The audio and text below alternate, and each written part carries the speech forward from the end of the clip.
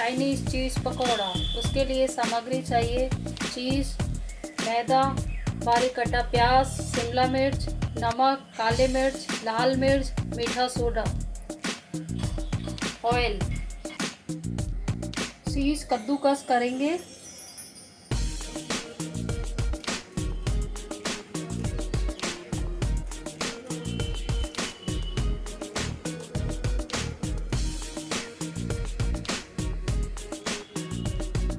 अब इसमें मैदा,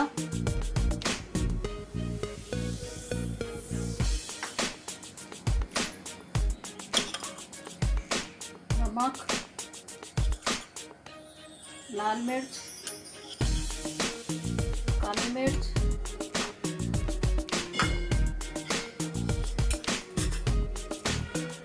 मीठा सोडा,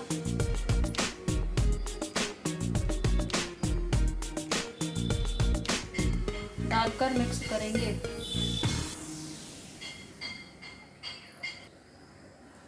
पानी डालकर मिक्स करेंगे।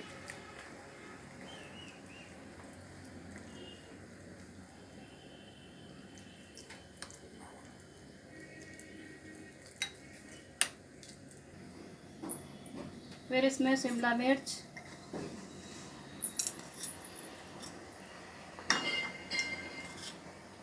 प्याज,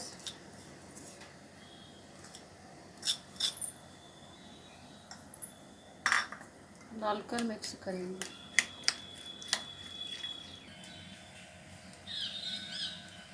फिर इनको गरम कढ़ाई में डालकर धीमी आंच पर फ्राई करेंगे।